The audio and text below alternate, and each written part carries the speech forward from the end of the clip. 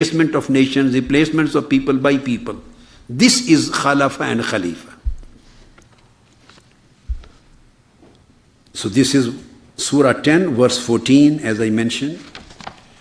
In the same way, Surah 11, verse 57, Quran says, وَيَسْتَخْلِفْ رَبِّي قَوْمًا غَيْرَكُمْ. Almighty Allah will replace you by some other people. Process of replacement. The word Khalifa and Khilafa is used just for this purpose. Even you are Khulafa of your parents. You replace your parents, and your parents replace your grandparents. So this process of replacing a continuity of generations and people from people, this is known as Khalafa and Khalifa and Khalaif. Then I have mentioned quite a few verses, and the same concept you can find everywhere. It means any government which is replaced by other ruling party. Today in UK, the Conservative Party has replaced, before that, the Liberals. Liberals were replaced by Conservative. This process is Khilafah. I would wait if anybody challenges my interpretation in the world. This is a nonsense. The youngsters, since they don't read, they don't know the roots of Arabic words, they don't know the books and authentic resources of sources of Sharia. So they are keeping on misguiding.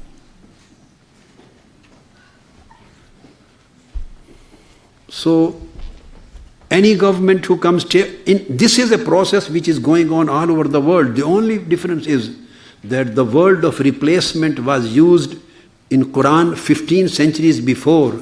This is just a democratic process. And the world reached this conclusion centuries after it was revealed in Holy Quran. This is a miracle of Quran. That Quran told that governments are to be replaced by other people, so one government should not remain till death. This is the concept of Khilafah. The rulers should keep on replacing. If they are not replaced, they will become dictators. Keep on replacing them and let other new people, let them to take charge so that they may deliver according to their ability. And then after some time, they should also be replaced by new people so that they may again deliver according to their ability. So this continuity of the governments and continuity of the parliaments and continuities of the MPs and continuity of the local bodies, governments, and continuity of all nations, this process of continuity by the process of replacement is Khilafah itself. Now, somebody can say, this is a literal interpretation of the Quranic words. But the problem is that I don't find any other verse in Holy Quran which gives anything different from this. Quran has not given any commandment. Any specific form of government has not been given in Quran. Now, somebody can say this is my interpretation, but there are great imams of tafsir. Wherever the word Khalifa, Khalaif, Khulafa, Khalafa has been used in Quran, so it has been discussed in detail in Quranic commentaries. So I'm quoting, you can read Tabari, Imam Ibn Jarir Tabari, read Ibn Hatim al-Razi, you can read al-Maturidi, read Abu Ja'far al-Nahas, read al-Jassas, read Abu Lays Samarqandi, you can read al-Baghawi, you can read Zamakhshari, you can read Ibn al-Jawzi, read Imam Fakhruddin Razi, Imam Qurtubi, al-Baydawi, their tafsirs. I'm quoting all tafsirs. Al-Baydawi, al-Qurtubi, al-Nasafi, al-Khazin, Ibn Kasir, Abu Hafs al-Hanbali Sahibul Lubab, as-Suyuti, Imam Jalaluddin Suyuti, Abu Sa'ud, Ibn Ajiba, Ash-Shawkani, Al-Alusi, Al-Qasimi. Read all books of tafsir. they have given commentaries on these verses. None of them has mentioned ever in the 1400s history of Quranic exegesis. None of them have mentioned anything which the ISIS or these extremist people are explaining today. You will never find in any book of tafsir this kind of concept.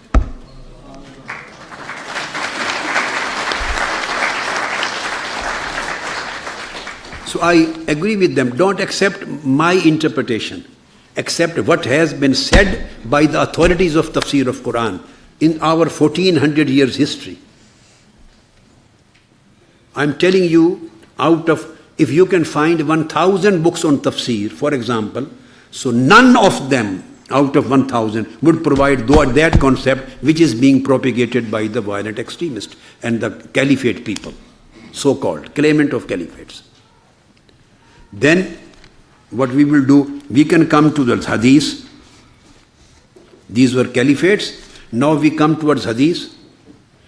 If I don't understand, Imam Bukhari does understand. It is acceptable. I didn't understand the true meanings. Okay, I am ready to accept. It doesn't make any difference. But Imam Bukhari also doesn't understand. Imam Muslim also doesn't understand. Imam Abu Dawud, Imam Tirmizi, Imam Nasai, Ibn Majah, and all other authorities. Even what do you say? Whatever you have understood now, none of the all Imams throughout 1400 years of history, none of them could understand. This is the Quranic commandment.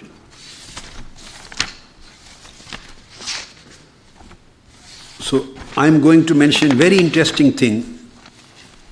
Read Al-Bukhari, Sahih Al-Bukhari. Let me quote all names of the books, then I will give you a brief answer. Sahih Al-Bukhari. He has made chapters on Kitab al-Imara, on the government, on the ruling, ahkam. Imam Muslim. None of them has mentioned. So the question is, who has authority to declare this particular act is mandatory on us, and we are required and we are supposed to fight for establishing this thing or not? Who has given this commandment?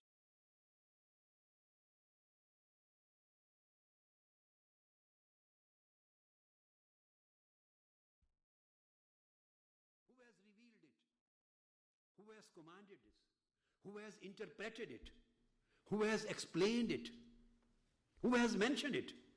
None of the Imams. While explaining the Quran or explaining the Sunnah and Hadith of Holy Prophet, none of them has mentioned it. I again say this is just dalala, misguidance and jahala, ignorance.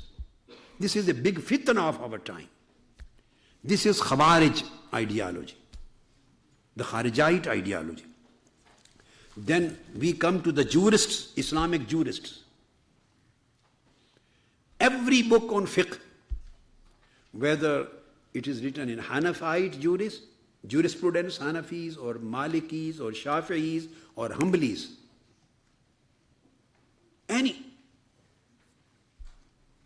none of them has mentioned this is a mandatory commandment to fight and to establish this khilafah. None of them.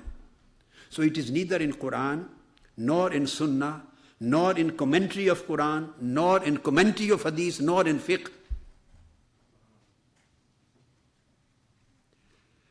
Imam Malik bin Anas, his book on fiqh is Al-Mudawwanatul Kubra. He doesn't mention this.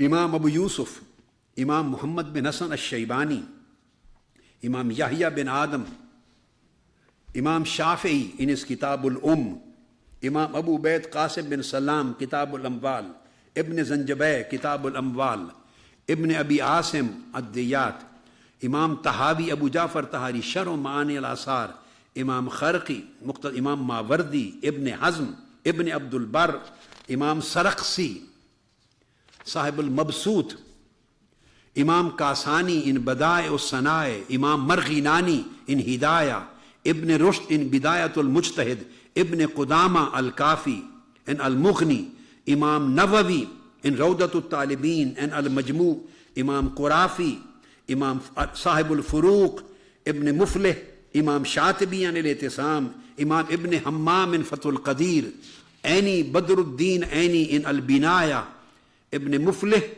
Imam Mawardi, Al-Insaf, Zakaria Ansari, Ibn Nujaym in Al-Bahrul Ra'iq, and Shurbini, and Mughni, and Bahuti, and Haskafi, and Bujairami, and Shawkani, and Dusuki, and Ibn Abidin Ash-Shami, Dardir, Al-Jaziri. You take 50 top books of Hanafis, Malikis, Shafi'is, Hanbalis, in the same way of Jafaris. You take all the books, and there is not a single chapter or a section, not a single commandment which says it is mandatory to you to fight and go here and there and fly and fight for establishing Khilafah. Not a single commandment in it, and not a single chapter in a book of fiqh. Where you have get from this idea? Where you have get from? And you say this is mandatory, this is fard. Again, the books on Usuluddin, books on Aqidah, also they don't mention this thing.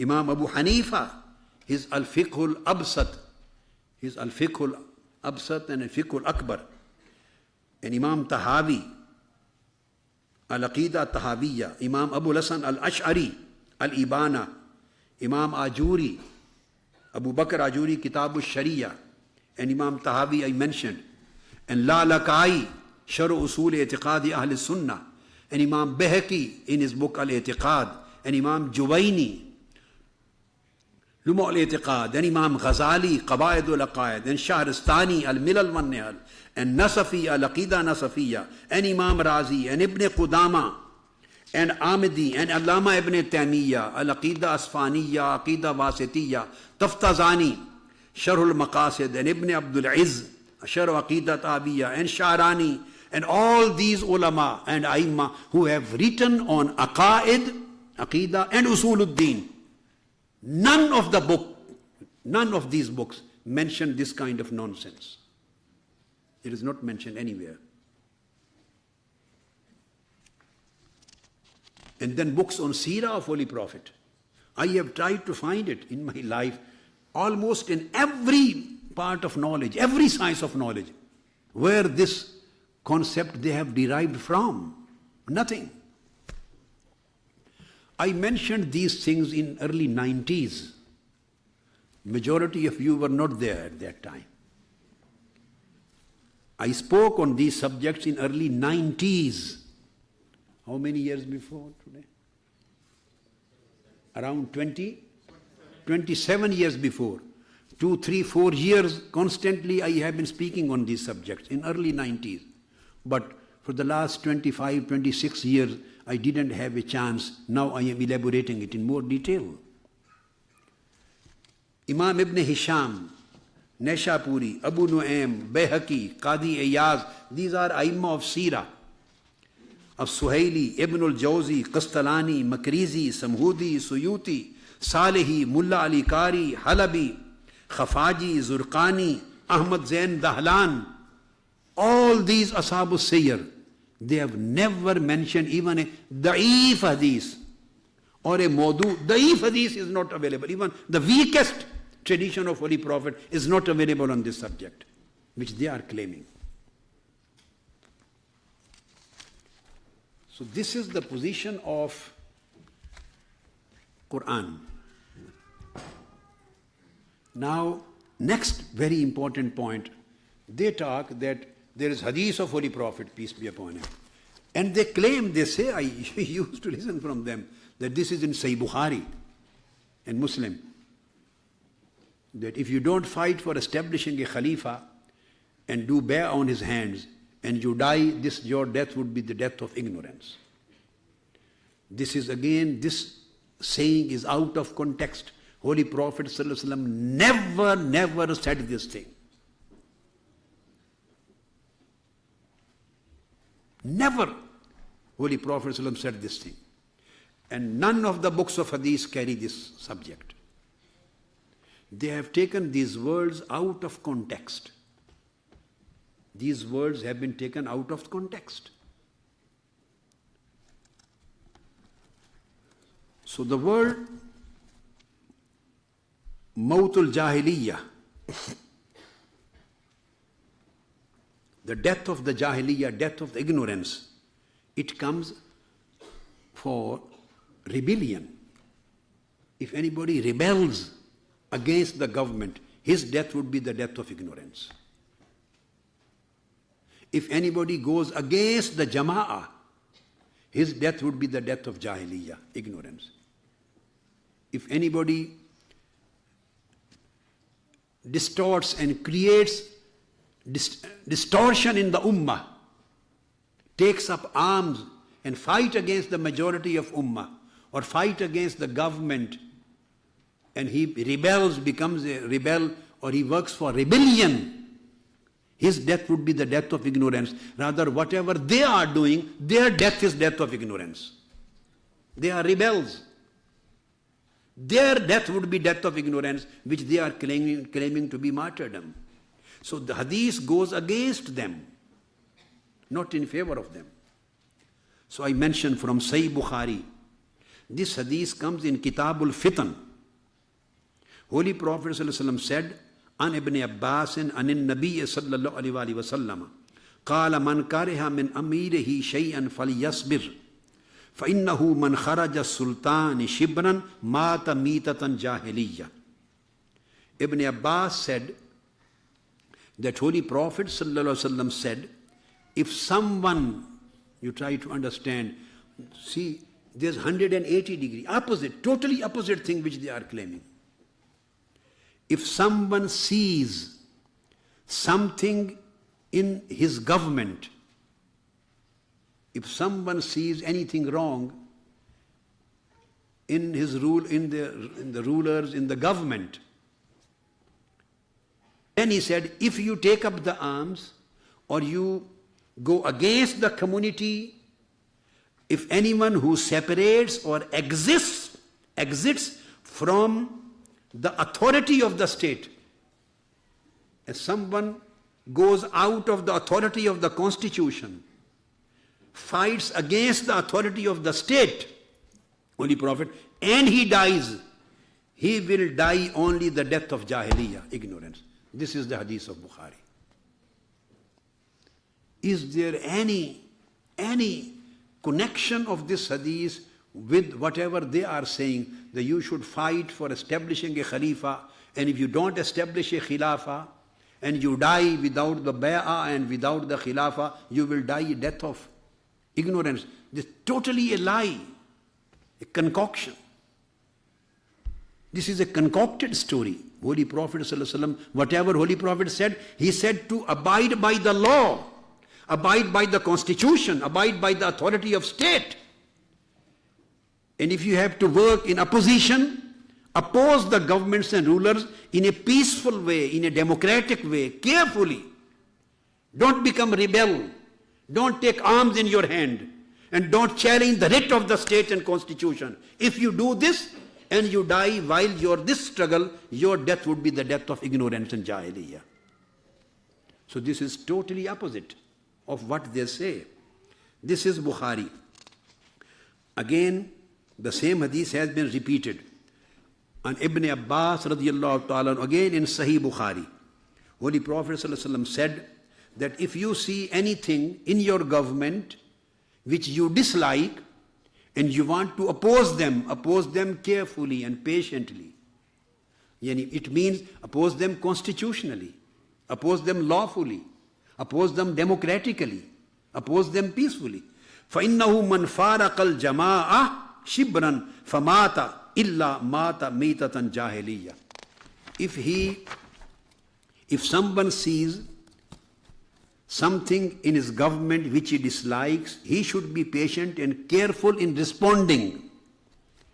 Anyone who separates from the community, now the second world, there was the challenges, the writ of the state. Now in the second hadith, Holy Prophet said, anyone who separates from the majority of the community, from Jama'ah, from the Ummah, from the community, and dies, he will die only the death of Jahiliyyah, death of ignorance. Again, this hadith Imam Bukhari has reported in Kitabul Ahkam. And very interestingly, the heading of the chapter is Babu Sam'i wa Ta'ati lil Imam ma lam takun ma'asiyah. Imam Bukhari has brought this hadith under this chapter. The chapter means that the chapter which Imam Bukhari has established is to hear and obey the government, the constitution or the state. To hear and obey the state or the constitution as long as it is not disobedience to Allah. Obedience to your rulers, as long disobedience do not lead you to the disobedience of Almighty God. So he has established under this chapter. So this is prohibition of rebellion. Prohibition of fighting against the writ of the state. And Holy Prophet again said the same thing. If you fight against the writ of the state and you exit from the authority of the from your majority of the community, your death would be death of Jahiliyyah. And Holy Prophet sallallahu alaihi wasallam stated again in another chapter, Imam Bukhari reported in another chapter, and it is reported by Huzaifa bin al-Yaman. Holy Prophet said, this is very significant hadith.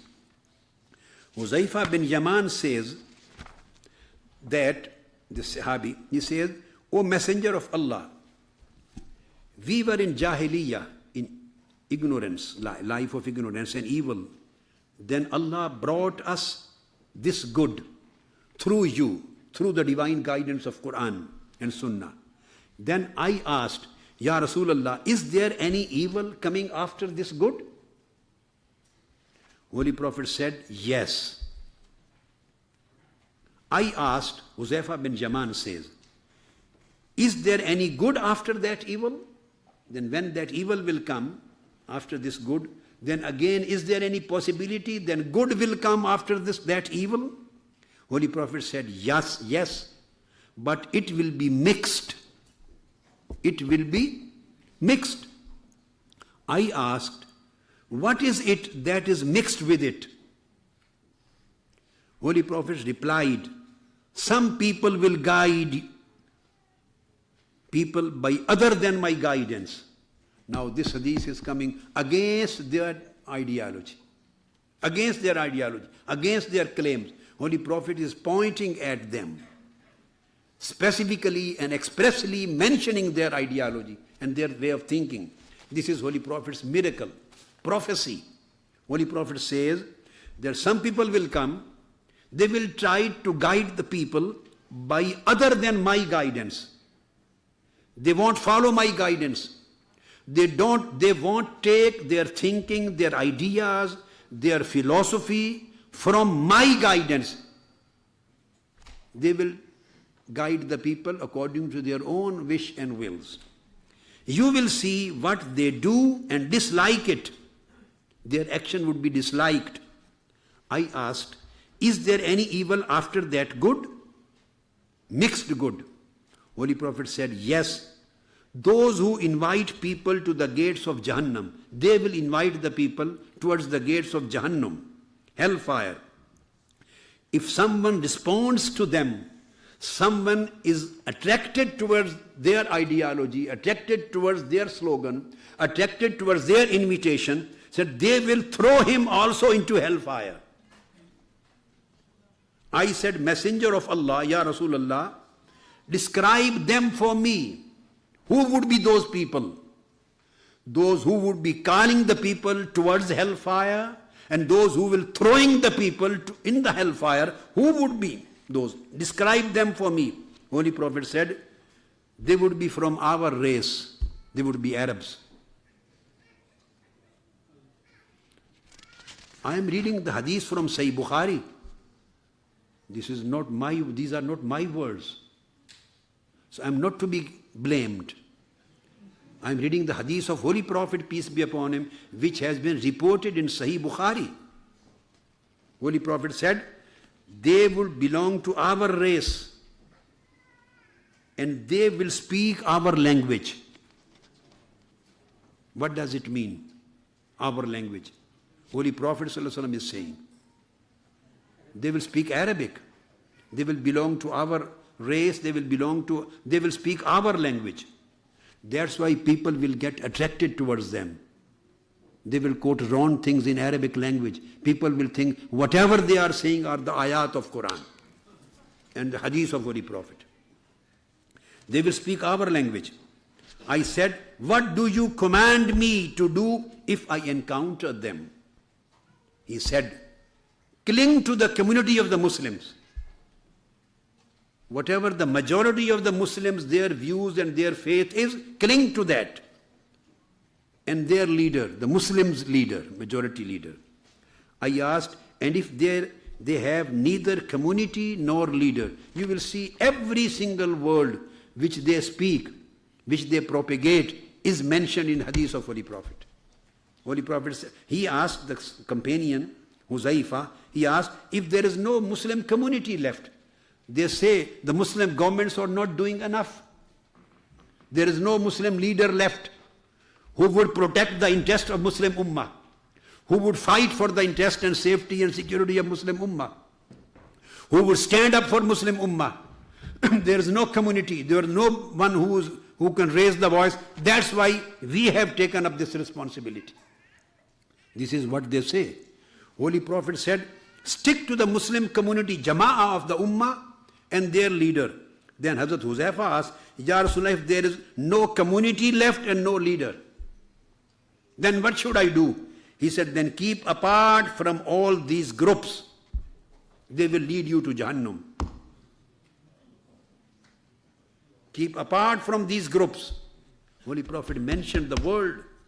فَأَتَزِلْ تِلْكَ الْفِرَقْ كُلِّهَا. Holy Prophet said, قَالَ تَلْزَمُ جَمَاعَةَ الْمُسْلِمِينَ وَإِمَامَهُمْ قُلْتُ فَإِنْ لَمْ يَكُنْ لَهُمْ جَمَاعَةٌ وَلَا إِمَامٌ قَالَ فَأَتَزِلْ. Keep apart. تِلْكَ الْفِرَقَ كُلِّهَا.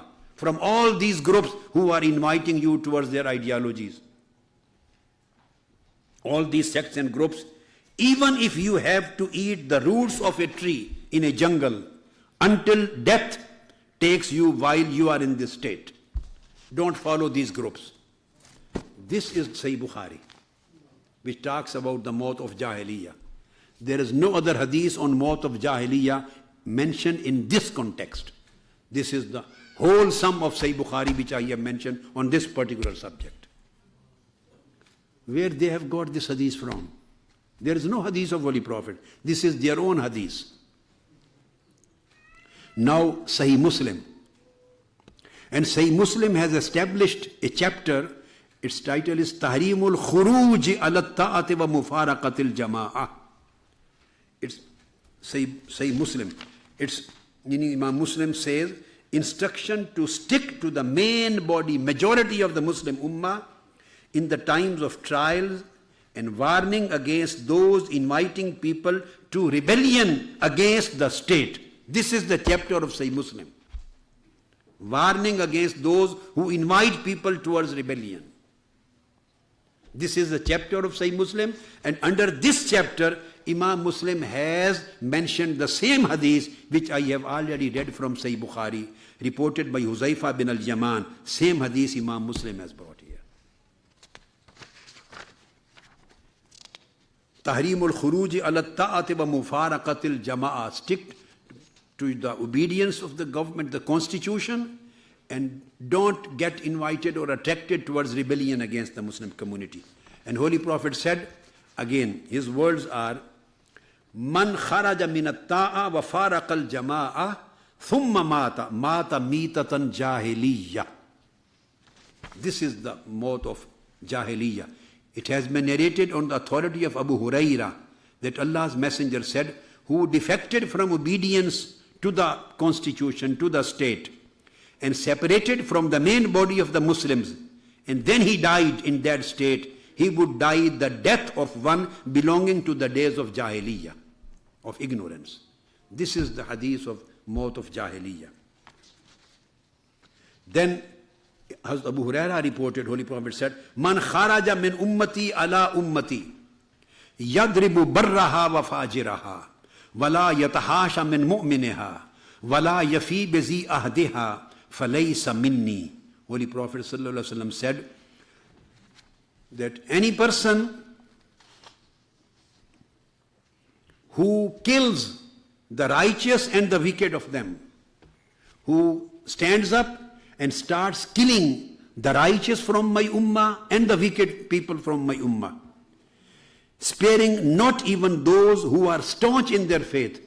When they put the suicide bombers in the mosques, in many Muslim countries, they bomb the mosques and the worship places, and they kill the people while they are in prostration and sujood, while they are praying Salatul Jummah, while they are performing rituals, they are going for ziyarah.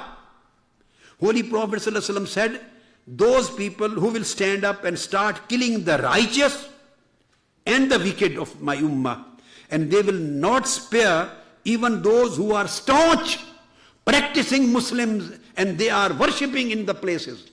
They will not spare them, and they will not fulfill their obligations towards those non-Muslims who have been given a pledge of security by Islam. They will neither spare the pious people, nor the bad people, nor the worshippers, nor the non-Muslims who have been protected and granted guarantee by the Islam in our societies. He said, these people, the killers, they are not from me, they are not from my followers, and they don't belong to my ummah.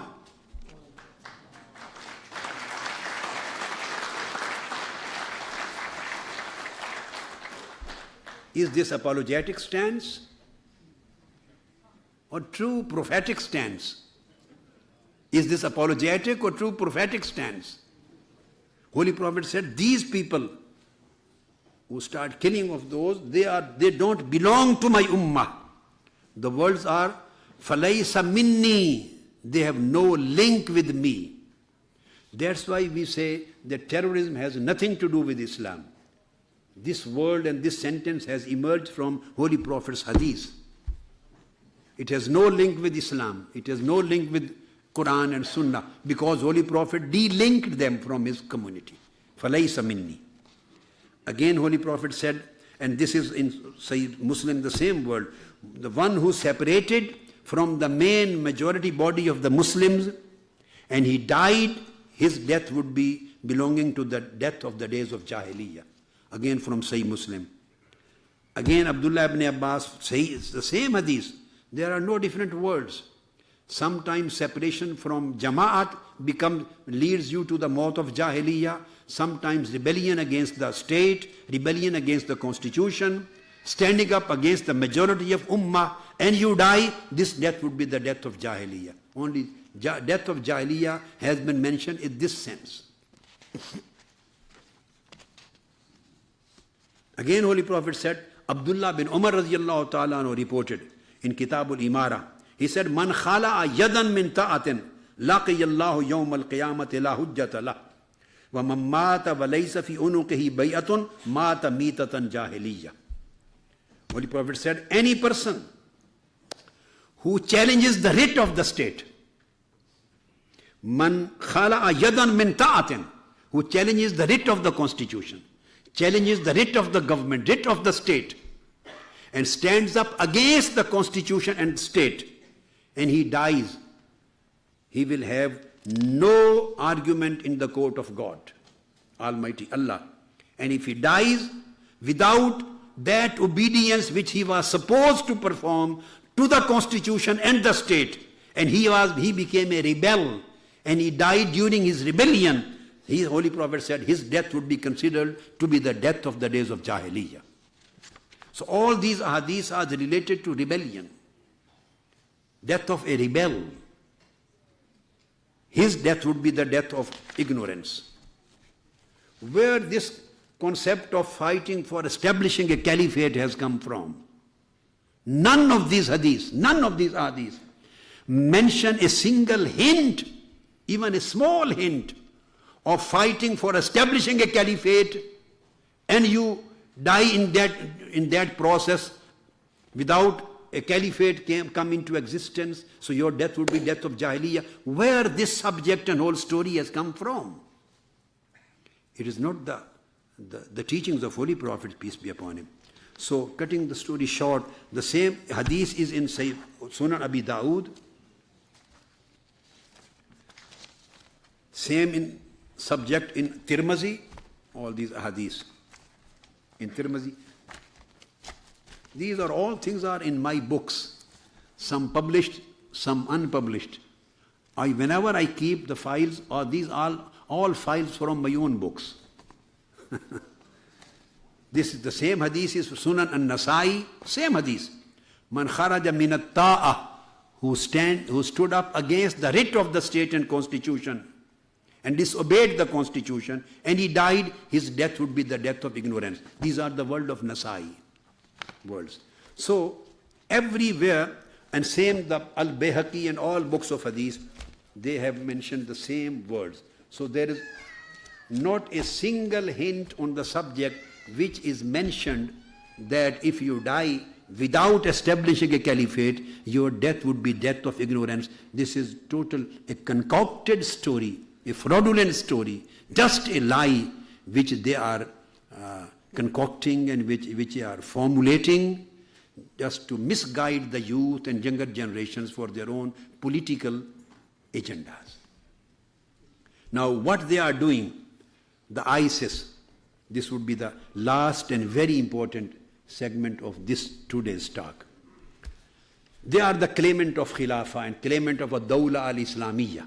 Very important. I would request every one of you just register in your minds and write down on the slates of your hearts and try the basic message so that you may remember throughout your life.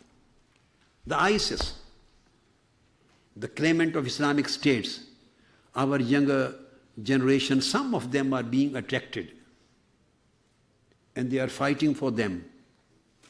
Either they are creating problems in their own lands, in their countries, or they are flying to Iraq and Syria. Holy Prophet, peace be upon him, mentioned Mr. Javed Iqbal Tahiri. Take the file B first.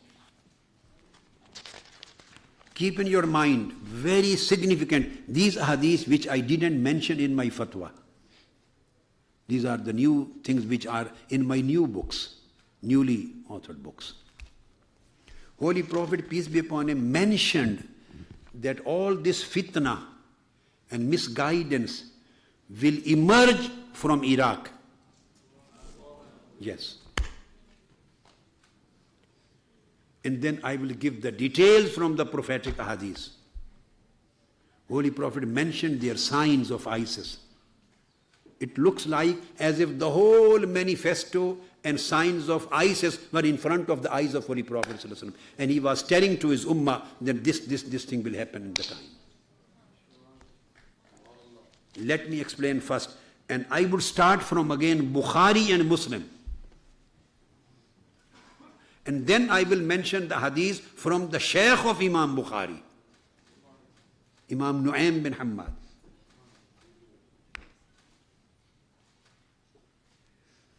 And Abdullah bin Umar radiyallahu ta'ala anhu.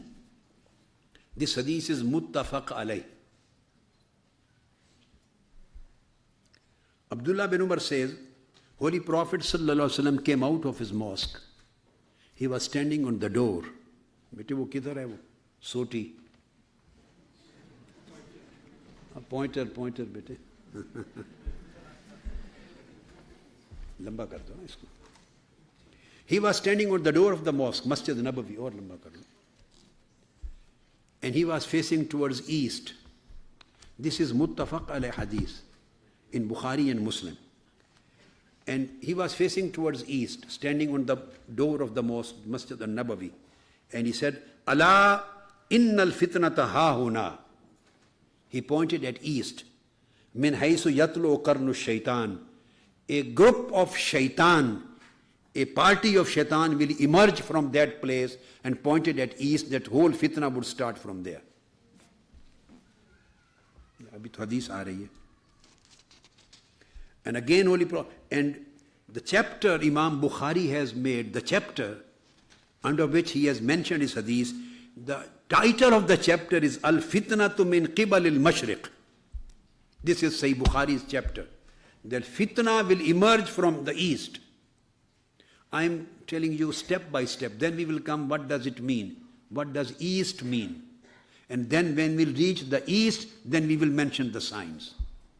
There will be 3 steps of this discussion. And the same chapter has been established by Imam Muslim. Babul Fitna min al-Mashriq. That fitna will emerge from the east. These are the chapters of Sahih Bukhari and chapters of Sahih Muslim. Because Holy Prophet ﷺ, he was standing on the door of his mosque, pointing at the east and said, Ala innal fitnata hauna.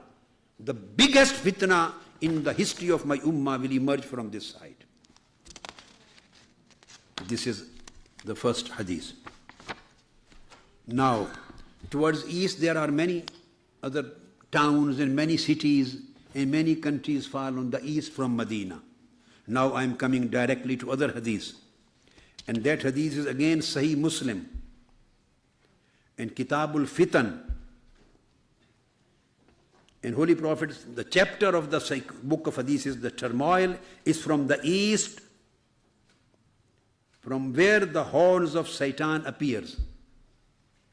Sect of Shaitan will appear. This hadith reported by Salim bin Abdullah bin Umar. Hazrat Abdullah bin Umar, the son of Sayyidina Umar Farooq radiyallahu ta'ala, the great companion.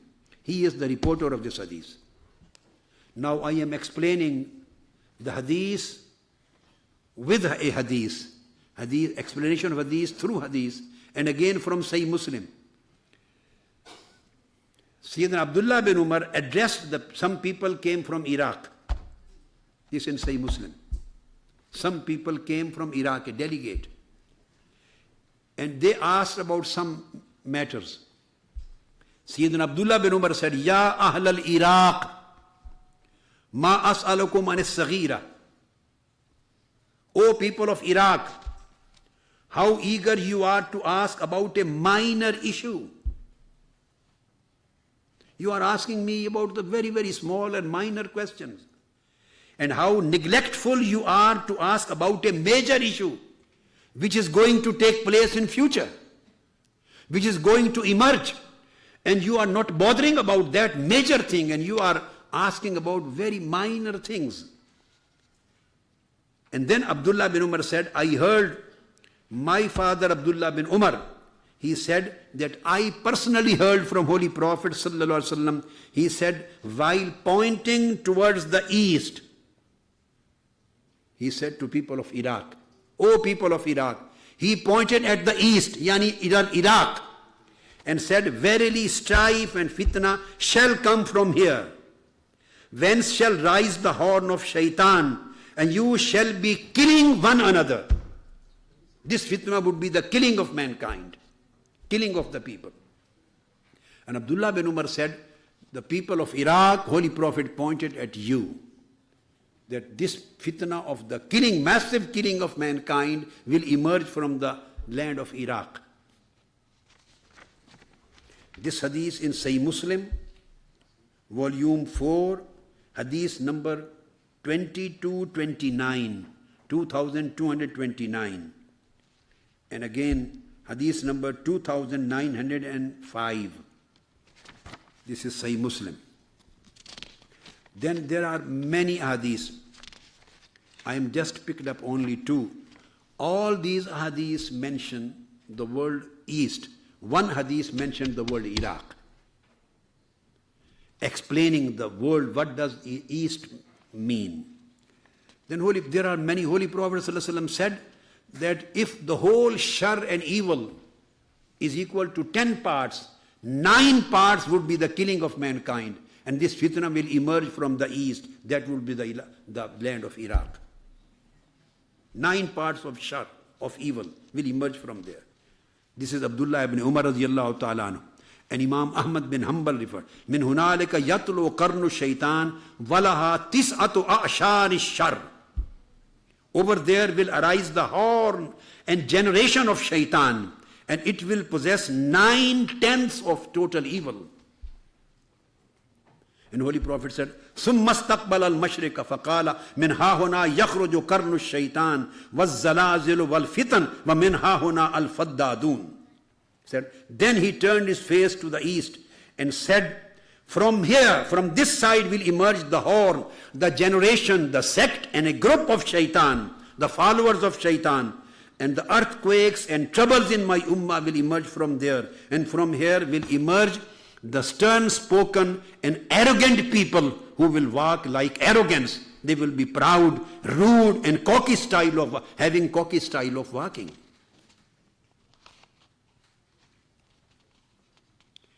And Holy Prophet ﷺ said, they will keep on emerging from time to time.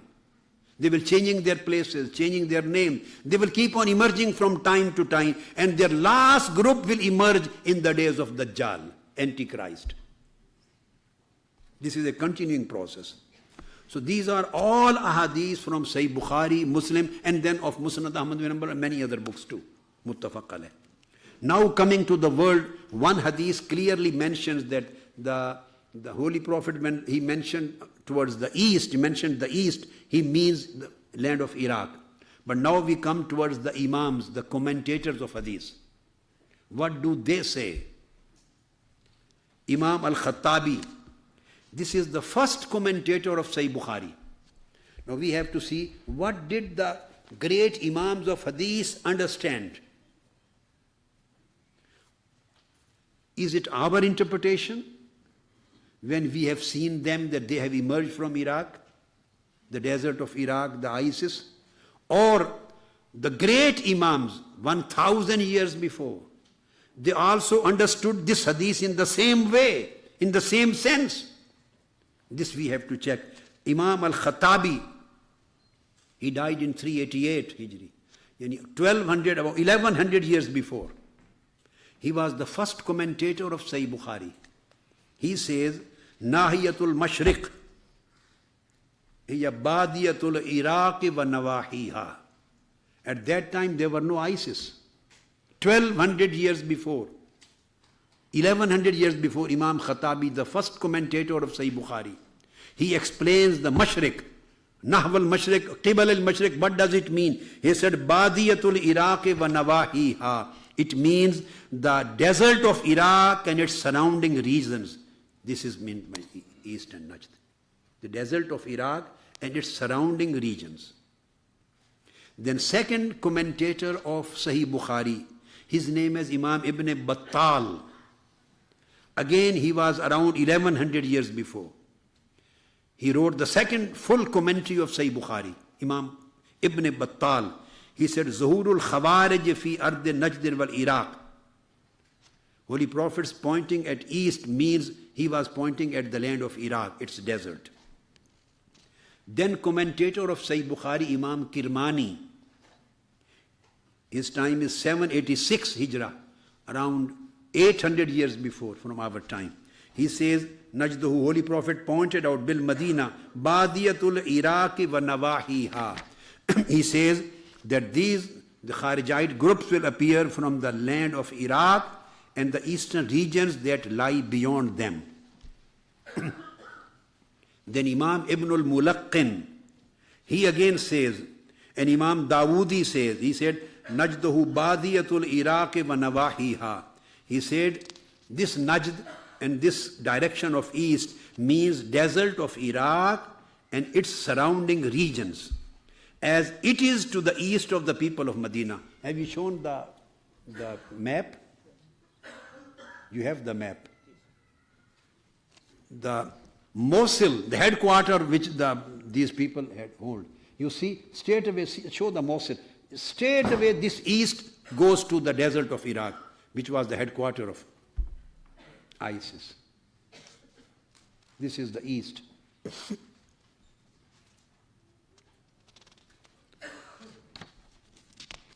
Then comes Imam Ibn Hajar Asqalani, the famous Imam of Hadith, commentators. He says in Fathul Bari, Hafiz Ibn Hajar Asqalani, Min Qibal al-Mashriq min jihatehi, direction of east. He said, as an Badiyatul Iraq wa Nawahiha, the desert of Iraq and its surrounding regions. Holy Prophet said, the biggest fitna of my ummah will emerge from the desert of Iraq and its surrounding regions. This is Imam Asqalani saying. These are not my interpretations. These are the unanimous interpretations of the great Imams who led the whole Muslim Ummah, and he provided us the knowledge of Hadith. Then Imam Aini, he writes in Umdatul Qari, again, Badiyatul Iraq wa Nawahiha, same words. By east and Najd means the desert of Iraq and its surrounding regions. Qazi Iyad, again he cites Biladul Iraq min al-Fitan. He mentions the desert of Iraq. Ibn al-Jawzi says Badiyatul Iraq wa Nawahiha, the desert of Iraq and its surrounding regions, as it is to the east of the people of Medina. Imam Qurtubi, he says, فَإِنَّ ذَلِكَ كَانَ أَصْلُهُ وَمَنْبَعُهُ الْإِرَاقِ. Iraq, this will appear from the land of Iraq because this is the east of Medina.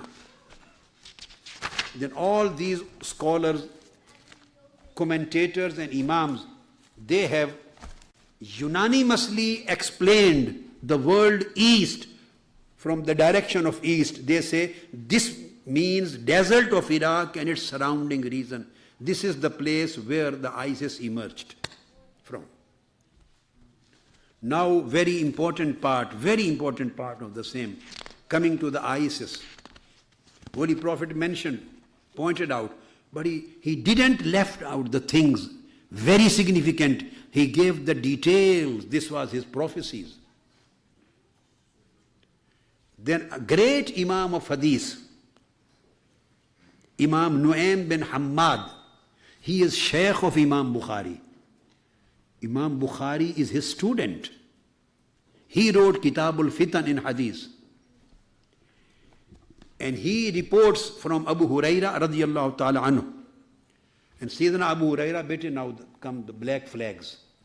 Holy Prophet sallallahu alaihi wasallam said, as Abu Huraira says, فَقُلْتُ سَمِعْتُ رَسُولَ اللَّهِ صَلَّى اللَّهُ عَلَيْهِ وَسَلَّمَ, the first hadith, which I told you would be the file A. He said, I heard the Messenger of Allah sallallahu alaihi wasallam saying, إِذَا خَرَجَتِ الرَّايَاتُ السُّودِ فَإِنَّ أَوَّلَهَا فِتْنَةٌ وَأَوْسَطَهَا دَلَالَةٌ وَآخِرَهَا كُفْرٌ. You remember my words, this is Jahala and Dalala. Holy Prophet said, when the black flags emerge from that side. Have you put the picture of black flags? Bring me to. Would you be able to? Okay. Keep in mind then he has another file, then I will give you the signs, black flag. You see, Holy Prophet, peace be upon him, is mentioning. When the black, إِذَا خَرَجَتِ الرَّايَاتُ السُّودِ, when the black flags will emerge. Now, after understanding the direction of east and meaning of east, the desert of Iraq and surrounding regions, now coming towards the direct ahadith which provide us the content to understand the reality of ISIS and these people. Holy Prophet said, when the black flags emerge, the first of them, the beginning of them will provoke strife, fitna. The second of them will provoke misguidance, dalala. And the last of them will provoke disbelief, the kufr. They will lead the people towards kufr. This is Holy Prophet sallallahu alaihi wasallam. Kitabul Fitan by Imam Nu'aym bin Hammad, page 203, and hadith number is 551. Now come to Ashabud Dawla, the next one. Have you seen the flags? Now the next hadith I am quoting is from Sayyidina Ali. Sayyidina Ali ibn Abi Talib radiyallahu ta'ala anhu. Again he said, إِذَا رَأَيْتُمُ الرَّايَاتِ السُّودِ, Sayyidina Mawla Ali al-Murtaza said, when you see the black flag, people raising the black flags. This hadith starts from the world of black flags. Then Sayyidina Ali says, mentions their signs. Their signs. Sayyidina Ali said, from Holy Prophet sallallahu alaihi wasallam reported from him, said, "Qulubuhum kazubar al-hadid." Their hearts will be very hard, like fragments of iron. Sayyidina Ali is telling on behalf of Holy Prophet sallallahu alaihi wasallam, their hearts would be very hard, like fragments of iron. Number 2, Holy Prophet said, and Sayyidina Ali ne, "Hum ashabud dawla." बेटे वो मिली है सही. They would claim to be the representatives or the founders of Islamic State. This is the hadith.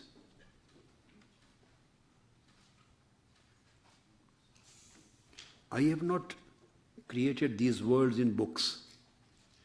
This is Imam Nu'aym bin Hammad, and he is Shaykh of Imam Bukhari. He is reporting all these ahadith. He is quoting all these ahadith from his book of hadith. Book on hadith. लिखा है बेटे असहाबुद दौला. इसको क्या बेटे enlarge करें ना. ad-dawla islamiyya. You know, they write on their flags. ad-dawla islamiyya. बेटे उधर लोगों के मुंह इधर हैं. इस तरफ भी दिखाएं शाबाश. हाँ, इसको जरा बेटे enlarge कर सकते हैं. दौलतुल खिलाफत इस्लामिया ऊपर करें. You see. ये Holy Prophet's hadith. Hum ashabud dawla. They will claim to be the founders and the possessors of Islamic State. This is their flag. Could you ever imagine that Holy Prophet would mention even the name of their ad-dawla? Ye? This is the prophecy of Holy Prophet and miracle of Prophet Muhammad sallallahu alaihi wasallam.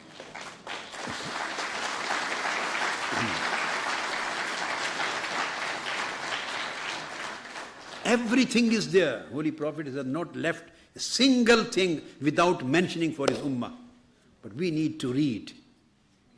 We need to have an access to their places. We need to study. We need effort to know.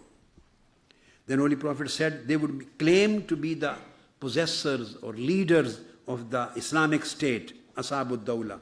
Then Holy Prophet said, and the Sayyidina Ali, La yafuna bi ahdin wala mithaq. They will honor neither any covenant nor any agreement. They won't believe in any UNO. They won't believe in any state responsibility. They won't believe in any political covenants, in any agreements between the nations. They will neither honor any covenant nor any agreement between nations, between communities. And they will apparently invite to the truth. They will apparently invite, आगे चले, to the truth, to Islam. They will apparently invite you that we are fighting for establishment of Islamic Caliphate. We are on the truth. We are on right path. We are fighting for the uplift of Islam. We are fighting in order to protect the rights of Muslim Ummah. We are fighting and struggling for Islamic values. Holy Prophet said, they will invite the people and claim and raise the slogans to the truth, even though they would not be the truthful people. Ye hadith laga. Yad'u ila al-haqq wa laysu min ahlihi. Their slogans, they will speak about the truthful things, but they will not belong to the truth. They will not be the truthful people. Then very important thing, their names will be agnomens. Agnomens. Their names would be known as Abu so and so, Abu so and so, Abu so and so. Give all the 20 names. Now you read. Holy Prophet said their names would be Abu Bakr al-Baghdadi, Abu so and so, Abu Abdul Rahman al-Bailawi. I am quoting you the names and just keep in your mind the prophetic tradition. Holy Prophet's miracle. Every single leader not known with his original name, with kunya. Holy Prophet said the words of asma'uhumul kuna wa nisbatuhumul qura. He said their names will be agnomens, Abu so and so, and their ascription will be to the villages. People normally would not know their original names. They will know them with kunya. Abu Bakr al-Baghdadi. Abu Bakr. His original name is Ibrahim Abad Ibrahim. Nobody knows his name is Ibrahim. Abu Bakr al-Baghdadi. Abu Abdul Rahman al-Bailawi. He would be known as Abu Abdul Rahman. His original real name is Adnan Ismail Najm. Nobody knows. Except the people of understanding, the people of knowledge. I mean common people. The third, Abu Bilal al-Mashhadani. His real name is Samir. Abd Muhammad Nail Samir. Abu Ayman al-Iraqi. Abu Ali al-Ambari. Abu Luqman. Abu Mus'ab al-Halus. Abu Umar Qardash. Abu Nasir al-Amni. Abu Abdul Rahman al-Amni. Abu Ali al-Shari'i. Abu Anas al-Iraqi. Abu Umar al-Shishani. Abu al-Athir. Abu Musab al-Turki. Abu Jasim al-Iraqi. Abu Umar al-Mulakim. Abu Luqman, Abu Jalal al-Jaburi, Abu Khalifa, Abu Basir. All these are Abu so and so. And Holy Prophet said their ascriptions will be towards the villages.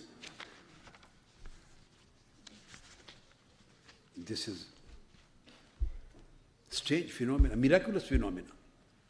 Holy Prophet ﷺ telling every single thing which appeared in our lifetime, and he told to his ummah 1500 years before. We are not apologetic. We are on the true path, and we are the followers of prophetic guidance. Then, further astonishing thing, Ibn Abu Hurairah radiyallahu ta'ala anhu reports, an Ali bin Abi Talha, qala, when they will emerge from Iraq, yadkhuluna Dimashq, they will enter into Damascus and Syria. Birayat Sudin Izam, with big black flags. So, I have not entered and inserted these words in the books of hadith. The only problem is, normally people, they don't have access to the books, they don't read, they can't go into the depths. People need knowledge, they need information, they need someone to inform them. That's why this Al-Hidayah camp and Minhajul Quran is fulfilling the duty for the Ummah.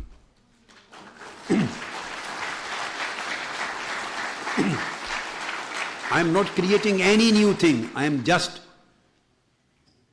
conveying whatever Holy Prophet ﷺ said, I am conveying it to you.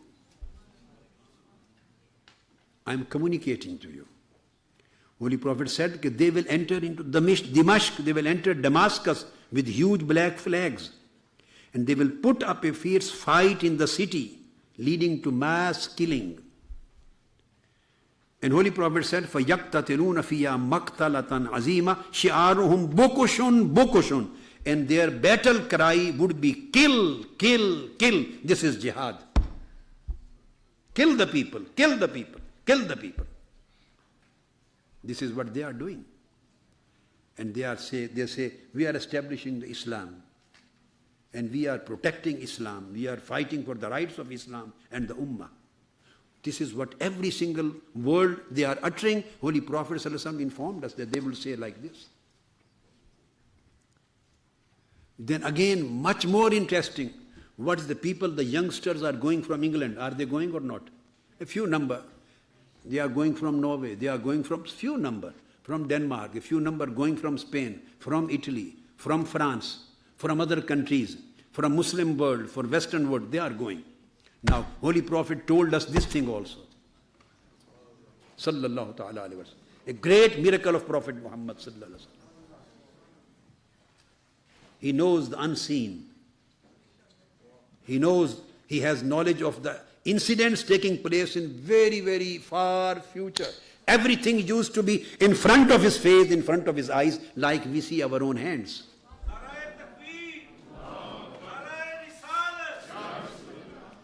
This hadith number is 565, Kitab al-Fitan. They will cry, kill, kill, kill. Then Huzaifa bin al-Yaman is the reporter of another hadith. And hadith number is 580.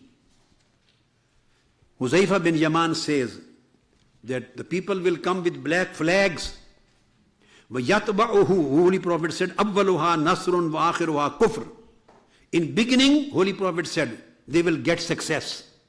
They will get victories. Awwalu, in beginning, they will get beginning. And very interesting thing, the word is Nasr. They will get madad. Who will provide them madad? Allah knows and Allah's Prophet knows better. In the beginning, they will be provided with support. But in the end, they will remain supportless. And then they would lead the people and youngsters towards kufr. يَتْبَعُهُ خُشَارَةُ الْعَرَبِ وَصَفِلَةُ الْمَوَالِي وَالْعَبِيدُ الْأُبَّاقِ وَمُرَّاقُ الْآفَاقِ سِمَاهُمُ السَّوَادِ وَدِينُهُمُ الشِّرْكِ. Huzaifa bin Yaman said, this group will come up, emerge with black flags. The first of them, they will mark some victories. And in the end, they will mark disbelief. And this movement, Holy Prophet said, will be followed by Arab fugitives. This ISIS movement, which Holy Prophet ﷺ is pointed at and hinting at, this will be followed by the Arab fugitives and rebels. And this movement will be followed by ignoble non-Arabs. Some youngsters from Arab world and ignoble youngsters from non-Arab world. They will follow this movement. They will get attracted toward this movement. They will get influenced by their slogans and their ideology. They will follow them. And this movement will be followed by absconders and deserters from distant regions of the world. All these words have been mentioned by Holy Prophet ﷺ. The deserters, absconders, they will follow this ideology and this movement, and they will run towards them, and from different regions of the world. I quote the word Murraqul Afaq, different regions of the world, Afaq, the whole world. They will run towards them. Wal Abidul Ubbaq, ignoble and deserted non-Arabs. They have no minds, no understanding. They are misguided, unfortunately.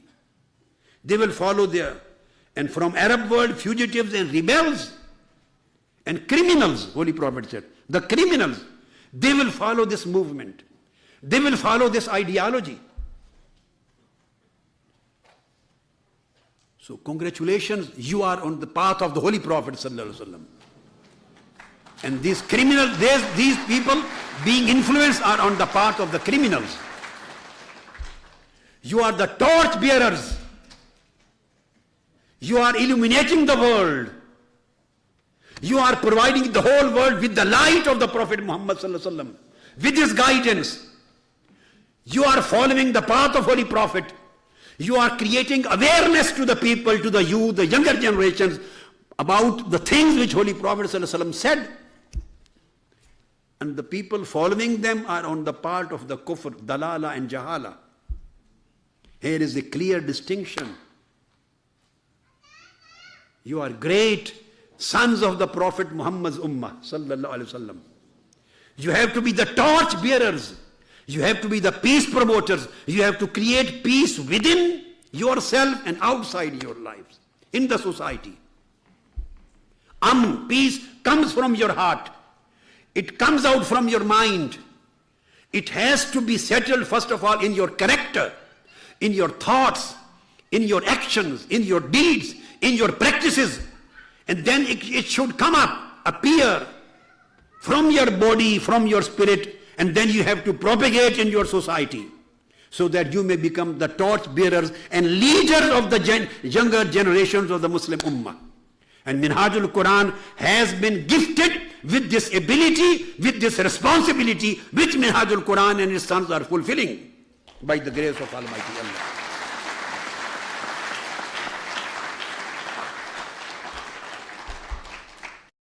Allah.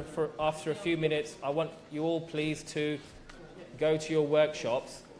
There is meant to be a tea and coffee break, but I would suggest if you grab some tea, go straight to your workshops. You would have signed up for 2 workshops, today and tomorrow. So your first workshop, the rooms are allocated, they're labelled. Okay, there are 2 rooms downstairs and there are some rooms upstairs. So just, I think the terrorism one is downstairs and another one is downstairs. And there are some rooms for your workshops upstairs. Inshallah, after the workshops, you will have Asr prayer, and then you'll have your dinner at 7 o'clock at the Keel Hall. And after that, inshallah, at 9 o'clock, if you assemble here for the Mehfil Sama, inshallah, it will be in the presence of His Eminence Shaykh al-Islam. So if you come here at 9 o'clock, and try and be as prompt as you can so we can, inshallah, benefit. Mehfil Sama.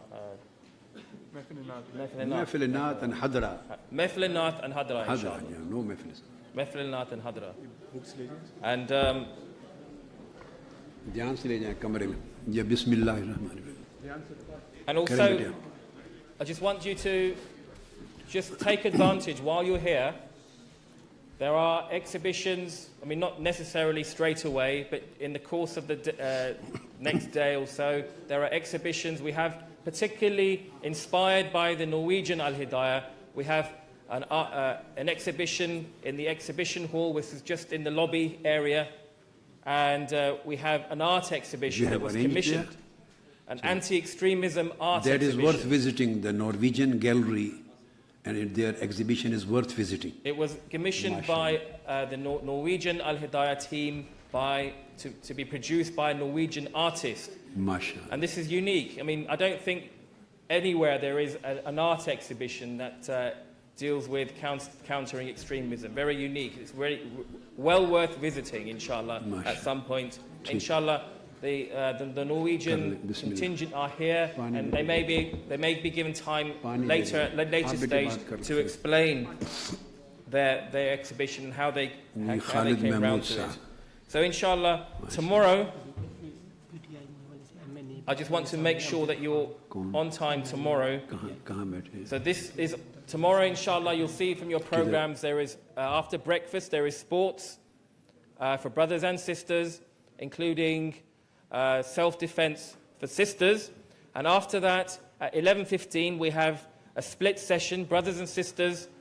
On the sisters' side, Dr. Ghazala Qadri and all female attendees will be gathering here at 11:15 for a special workshop, a Muslim Woman's Balancing Act, the home and family, work and study, deen and dunya. And if you haven't had a chance to hand in your questions, please do so straight away to Sister Khadija Atkinson or Sister Tahira. Do you want to stand up so they know who the questions need to go to? Sister Tahira, she must be dealing with the workshops. But Sister Khadija Atkinson is here. And for the brothers, Building the Modern Muslim Man, a panel discussion for all brothers. We have some special panelists, and that won't be in the Chancellor's prayer hall. It will be in one of the seminar rooms, which will be labelled, one of the large seminar rooms on the ground floor, inshallah.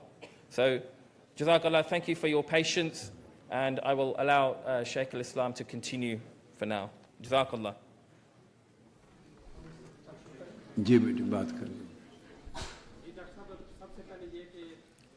آپ نے کافی detail میں سارا anti terrorism کے حوالے سے بات کی ہے. یہاں پہ ہم لوگ برٹش مسلم جو ہے وہ اینٹی ٹیررزم کے حوالے سے پاکستان سمیت مسلمان بہت سی قربانیاں دے رہے ہیں, لیکن ابھی بھی ہم جو مغربی طاقتیں ان کو سیٹسفائی نہیں کر پائے.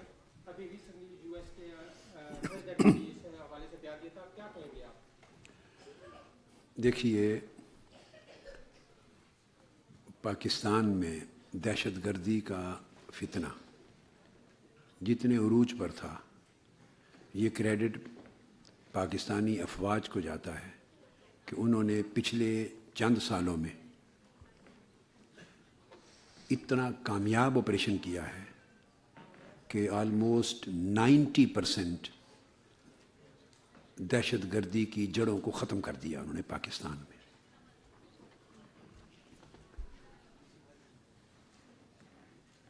اگر بعض باہر کے ممالک اس سے مطمئن نہیں ہیں تو انہیں اس امر کا خود جائزہ لینا چاہیے کہ انہیں 10 سال سے زیادہ عرصہ دہشت گردی کے خاتمے کے لیے افغانستان میں لگایا ہے, انہوں نے کیا رزلٹ حاصل کیے.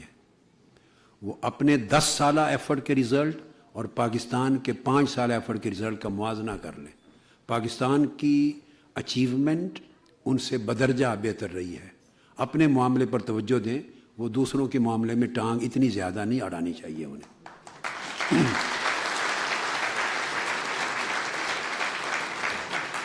اور ہمارا کنسرن یہ ہے کہ یہ فتنہ, یہ دہشت گردی ٹھیک ہے نظریاتی ایسپیکٹ بھی ہے, مقامی ایسپیکٹ بھی ہے, مگر اس کے پیچھے ریجنل طاقتیں بھی ہیں.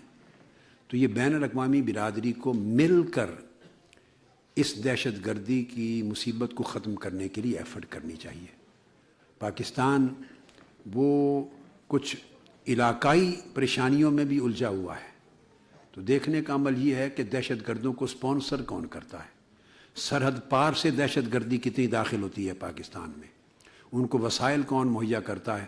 تو اس خاتمے کے لیے ذمہ داری صرف پاکستان کی نہیں, علاقائی اور قوتوں کی بھی اور بین الاقوامی قوتوں کی بھی ہے. جی.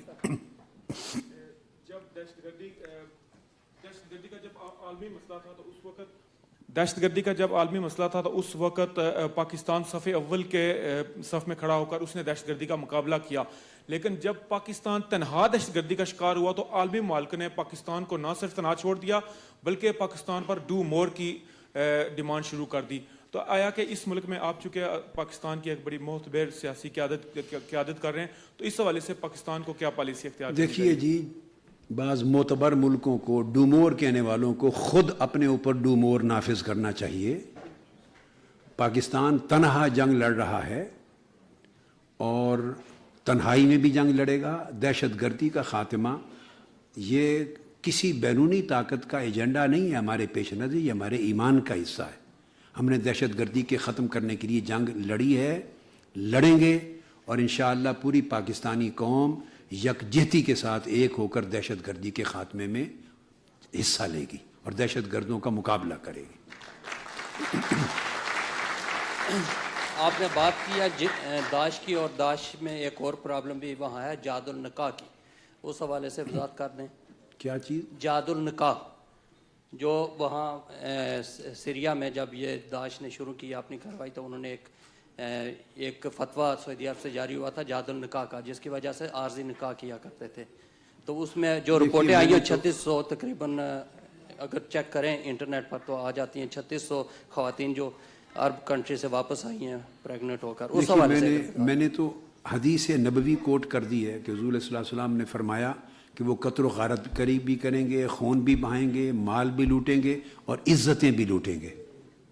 ان کا فتویٰ سوائے بے حیائی کو حلال کرنے اور حرام کو حلال کرنے کے سوا کوئی حقیقت نہیں رکھتا. یہ تو ایک فتنہ ہے, اس لیے تو حضور علیہ السلام نے فرمایا کہ کفر کی طرف لے جائے گا داعش کا جو فتنہ ہے. جی سمجھ. اگر پاکستان میں کوئی حادثہ ہو جائے تو اسے دہشت گرد قرار دیا جاتا ہے, مگر اس کے برعکس اگر کوئی ویسٹ میں حادثہ ہو جائے تو اسے حادثہ ہی سمجھا جاتا ہے, اسے دہشت گرد نہیں سمجھا جاتا. کیا کہیں گے آپ؟ یہ ایک عالمی مائنڈ سیٹ ہے, جب تک اس مائنڈ سیٹ کو درست نہیں کیا جائے گا دہشت گردی کا عالمی سطح پہ خاتمہ ممکن نہیں ہے. اس کو عالمی سطح پہ بھی ایفرٹس کو یکجا کرنے کی ضرورت ہے علاقائی سطح پہ بھی اپنی ایفرٹس کو یکجا کرنے کی ضرورت ہے، سیاسی محاذ پر بھی اور معاشی اور سماجی محاذ پر بھی اور فکری اور نظریاتی محاذ پر بھی۔ یہ ایک ملٹی ڈائمینشنل فینومینا ہے، اس کو تمام جہتوں کے ساتھ کور کر کے اگر جنگ لڑیں گے تو نتائج خوشگوار پیدا ہوں گے، ہم کامیاب و کامران ہوں گے۔ اور اس امر کا بھی جائزہ لینا ہے کہ ہم اس پر غور کریں کہ دہشت گردی جنم جہاں بھی لیتی ہے اس کو وسائل کون مہیا کرتا ہے، اس کو لاجسٹک کون مہیا کرتا ہے، اور اس کو کام کرنے اور اس کو آگے سال ہا سال تک بڑھتے رہنے کا ماحول کون دیتا ہے۔ اور بڑی بڑی طاقتیں جب ان کے خاتمے کی جنگ لڑ رہی ہوتی ہیں تو کیا ان کے پاس اتنی سکت نہیں ہے کہ وہ ان کو سالوں کی سٹرگل میں ختم کر سکیں؟ اور پھر ان کی انٹیلیجنس اتنی کمزور ہے کہ وہ کہاں کہاں ان کے ٹھکانے ہیں انہیں معلوم نہیں ہے، اسٹیٹ اوے ان کے ٹھکانوں کو ختم کر کے انسانیت کو دہشت گردی سے نجات کیوں نہیں دلاتے؟ تو یہ ایک مشترکہ سٹرگل ہے۔ دہشت گردی پوری انسانیت کا مسئلہ ہے، یہ صرف ایک ملک اور ایک قوم کا نہیں ہے۔ اسے کسی مذہب کے ساتھ کنیکٹ کرنا یہ دہشت گردی کو فروغ دے سکتا ہے، کم نہیں کر سکتا۔ جب آپ دہشت گردی کو اسلام کے ساتھ جوڑ دیں گے اور اسلامی امت کے ساتھ جوڑ دیں گے اور اس کو اسلامک کے ساتھ بریکٹ کر دیں گے، اس سے مزید رد عمل پیدا ہوگا اور نوجوان نسل میں ایک اور ریئیکشن پیدا ہوگا۔ تو آپ اس طرح کے انداز فکر سے دہشت گردی کو بقا بھی دیتے ہیں، اس کو ترقی دے رہے ہیں۔ دہشت گردی کے ختم کرنے میں اس سوچ سے مدد نہیں ملتی۔ قادری صاحب، میں تھوڑا سا چونکہ آپ کا تعلق منہاج القرآن کے ساتھ ساتھ ایک سیاسی جماعت سے بھی ہے، تھوڑا سا میں سیاسی آپ کس چینل سے ہیں؟ میرا نام زاہد خٹک ہے، میں UK 44 چینل سے میرا تعلق ہے۔ میں چونکہ جس طرح آپ نے ذکر کیا کہ پاکستان دہشت گردی کا شکار ہے اور اس وقت کہ ہمارا ملک جو ہے وہ مشکلات کا شکار بھی ہے، ہمارے ایک سپریم عدالت نے فیصلہ کیا ہے میاں محمد نواز شریف کو نااہل ہونے کے لیے، جس طرح آپ نے ذکر کیا کہ ہم سب کو اکٹھا ہونے کی ضرورت ہے، تو آیا اس وقت کہ ملک دہشت گردی کا شکار بھی ہے، نازک حالات بھی ہے پاکستان میں، اور نااہل ہونے والے ایک فرد یہ کہا جا رہا ہے اس کی طرف سے کہ مجھے کیوں نکالا گیا، تو آیا یہ ہم کس طرح عالمی برادری کو کس طرح اس حوالے سے جواب دے سکتے کہ ہم خود اپنی سپریم کورٹ کو تسلیم کرنے کے لیے وہ نہیں کر رہے؟ اس پہ آپ کیا کہیں گے؟ دیکھیے، جب میں کہتا ہوں کہ سب کو اکٹھا ہو کے جنگ لڑنی ہوگی تو میری مراد وہ طاقتیں، وہ قوتیں اور وہ طبقات ہیں جو نظریاتی طور پہ دہشت گردی کے خلاف ہیں۔ نواز شریف صاحب کو سپریم کورٹ نے بددیانت ڈکلیئر کر کے، خائن ڈکلیئر کر کے ڈسکوالیفائی کیا ہے، نااہل کیا ہے، وہ تو دہشت گردی کے موافق ہیں۔ انہوں نے تو پوری عمر دہشت گردوں کے ساتھ الائنس رکھا ہے۔ انہوں نے نیشنل ایکشن پلان بنا کے دہشت گردی کے خاتمے کے لیے ₹1 کا بجٹ ریلیز نہیں کیا، ان کو کوئی کریڈٹ نہیں جاتا۔ دہشت گردی کے خلاف پوری جنگ پاک فوج نے لڑی ہے اور پاک فوج کے جوانوں نے لڑی ہے۔ جو اس وقت کی سیاسی طاقت تھی نواز شریف صاحب کی زیر قیادت اور پنجاب میں شہباز شریف صاحب کی، یہ تو دہشت گردوں کے الائز ہیں۔ انہوں نے تو پنجاب کو دہشت گردوں کا سیف ہیون بنا رکھا ہے۔ اب رہ گیا سوال کہ ان کو ڈسکوالیفائی کیا، کسی کو کوئی صفائی دینے کی ضرورت نہیں ہے۔ دنیا کے ملکوں میں جب سپریم کورٹس ان کی اور اعلیٰ اور عدالتیں جب فیصلہ دیتی ہیں تو وہ ملک کسی کو اور عالمی برادری کو اپنی صفائی نہیں دیتے۔ سپریم کورٹ اور پاکستان نے کانسٹیٹیوشنل ذمہ داری پوری کرتے ہوئے آرٹیکل 62 اور 63 کے تحت ایک شخص کو کرپٹ ثابت کیا ہے پاناما لیکس کے کیس میں، اور اس کی دیگ میں سے ایک چاول ابھی نکلا ہے۔ انہوں نے تو کرپشن کے ساتھ پوری دنیا میں امپائر قائم کی ہے۔ جب ابھی ریفرنسز جائیں گے نیب کے تو ان کی کرپشن کی اور ہزاروں داستانیں کھلیں گی۔ لہٰذا ان کو نااہل کیا ہے، وہ ہماری سپریم کورٹ اور پاکستان کا ڈیسیژن ہے، اس پر کسی نے نہ کوئی اعتراض کیا ہے نہ اعتراض کرنے کا حق ہے۔ تو باقی رہ گیا ان کا یہ کہنا کہ مجھے کیوں نکالا۔ وہ میرا خیال ہے ان کو اس وقت تھوڑا ریسٹ اور علاج کی ضرورت ہے۔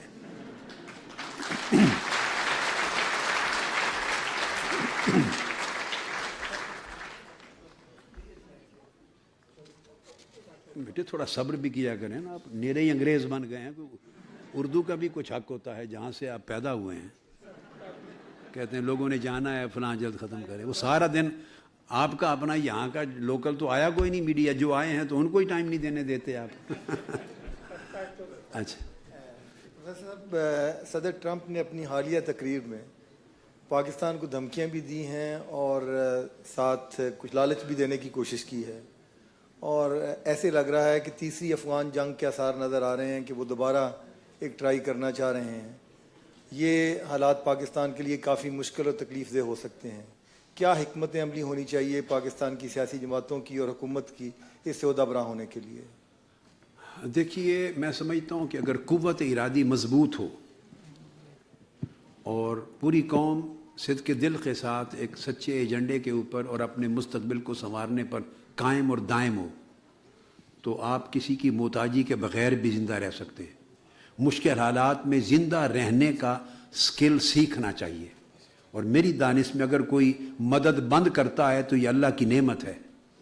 اللہ کی مدد انہی کو ملتی ہے جو غیروں کی مدد کی محتاجی ختم کرتے ہیں اس قوم کو۔ اگر وہ کو مدد بند کرتے ہیں تو پاکستانی قوم مرنے نہیں لگی۔ ایک دروازہ بند ہے تو 100 دروازے اللہ کھول دیتا ہے، مگر غیرت کبھی نہیں بیچنی چاہیے، زندہ قوموں کی طرح زندہ رہنا چاہیے۔ ڈاکٹر صاحب، میرا ایک آخری سوال ہے کہ آپ چونکہ ایک بڑی سیاسی جماعت کی قیادت بھی کرتے ہیں، تو جس طرح کے پنجاب یا پاکستان کے موجودہ حالات ہیں، اگلے سال الیکشن کا سال بھی ہے، اگر ایز اٹ از جس طرح پاکستان کی سیاسی صورتحال ہے، اگر پنجاب کو لیا جائے، اگر پاکستان عوامی تحریک، پیس پارٹی، پی ٹی آئی، یہ ساری جماعتیں اکٹھی ہو کر ایک گرینڈ الائنس نون لیگ کے خلاف نہیں دیتی تو ان کی کامیابی مشکل نظر آتی ہے۔ آیا کہ بڑے گرینڈ الائنس کے لیے آپ کوئی کردار ادا کر سکتے ہیں؟ دیکھیے، میں تو اس سے 2 قدم اور آگے بڑھ کے بات کرتا ہوں۔ میرے نزدیک پاکستان میں محض اسی نظام کے تحت انتخابات کا بار بار کروانا، یہ سوائے اسی کرپٹ اشرافیہ کو لانے کے اور کچھ نہیں نتیجہ دے گی۔ اب انتخابات سے قبل اگر ہم سچی ڈیموکریسی چاہتے ہیں، ایک پائیدار جمہوریت چاہتے ہیں اور عوامی شراکت چاہتے ہیں پاکستان کی ڈیموکریسی میں، جمہوریت میں، تو ضروری ہے کہ اس سے پہلے احتساب ہونا چاہیے۔ آئین پاکستان کا آرٹیکل 62-63 اس کو جیسے افراد پر بھی لاگو کیا جائے اور نظام پہ بھی لاگو ہونا چاہیے، تاکہ اس نظام سے گند نکلے اور تطہیر ہو۔ احتساب ہونا چاہیے کڑا، اکاؤنٹیبلٹی، اس کے بعد پورے انسٹیٹیوشن کی ری اسٹرکچرنگ ہونی چاہیے تاکہ inbuilt system of accountability institution میں پیدا ہو اور انسٹیٹیوشنز کو مضبوطی ملے۔ پھر ڈیموکریٹک ریفارمز کی ضرورت ہے، جمہوری اصلاحات چاہیے تاکہ اچھے کردار کے لوگ، سفید پوش لوگ پاکستان کے اقتدار میں اور جمہوریت میں شریک ہونے کے قابل ہو سکے۔ احتساب اور اصلاحات کے بعد اگر انتخابات ہوں گے تو وہ اس ملک کو صحیح جمہوریت دے سکتے ہیں، ورنہ یہ ایک سائیکل ہے اسی خرابی کا، اسی بدی کا، اسی میں ہم گھومتے رہیں گے، کبھی نجات نہیں پائیں گے۔ شکریہ۔ ایک آخری سوال ہے کشمیر کے حوالے سے صرف پوچھنا ہے کہ صرف اتنا بتا دیں کہ جو موجودہ حالات جا رہے ہیں اس میں کشمیر کا بہترین حل کیا ہے؟ دیکھو، کشمیر کا بہترین حل 2 چیزوں پر مبنی ہے، وہاں کے لوگوں کی، عوام کی خواہش کے مطابق، اور UNO کی قراردادیں پینڈنگ پڑی ہیں، وہ انفلفلڈ ایجنڈا، اس کے مطابق فیصلہ ہونا چاہیے۔ بس السلام علیکم ورحمۃ اللہ۔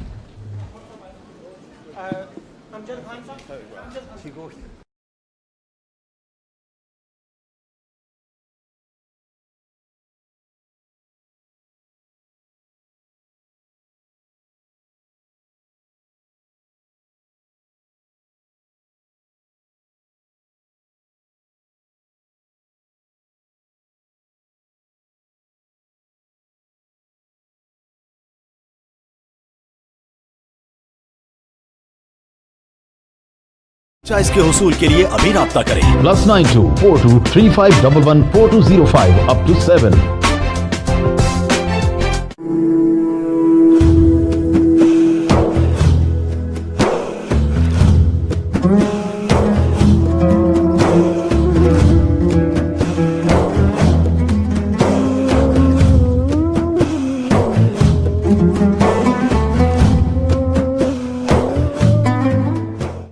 Minhaj Welfare Foundation is proud to announce the launch of Minhaj College Manchester. Minhaj College Manchester will be offering high-quality full-time courses in Islamic studies and also be offering formal A-levels in a variety of subjects. Our faculty includes experienced and specialist lecturers, and our curriculum is designed under the guidance and supervision of Sheikhul Islam Dr. Muhammad Tahirul Qadri. Admissions are now open for both male and female students. Don't delay, contact us now as spaces are limited.